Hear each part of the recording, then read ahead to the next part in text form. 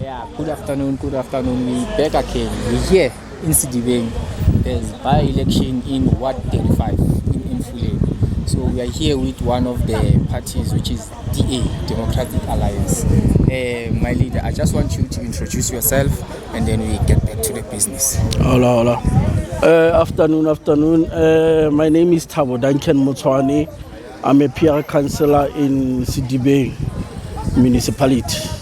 Thank you, PR Councillor. The first question, it's simple. It's for the youth here in Sedibeng. Youth is crying, so that's why I'm just putting this question to the youth. The question says, do you still believe voting can change anything for young people in Sedibeng region?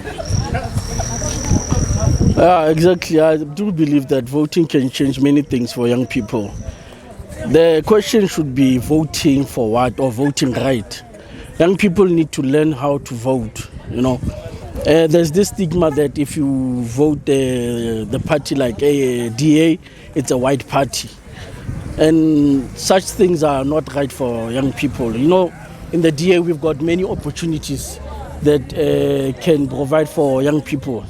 You can look at the near municipality in Midvaal. Midvaal DA is excelling with service delivery.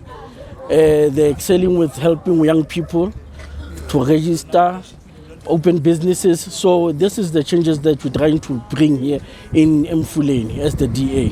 So I still believe that if young people vote and they vote right, then it will benefit them. Okay, thank you, Malisa. Yeah. Thank you. The last question, it's a question for the future. It's a question that I want you, after these elections, to say, I did say this, and then this is what I said. The question says, if DA wins this Ward 35, what are you promising to the youth, as you just said from the first question? If the Democratic Alliance wins this ward, we're going to fight for service delivery. We're going to keep championing issues that we've been campaigning. We've been campaigning about potholes, we've been campaigning about water, sewer, such things.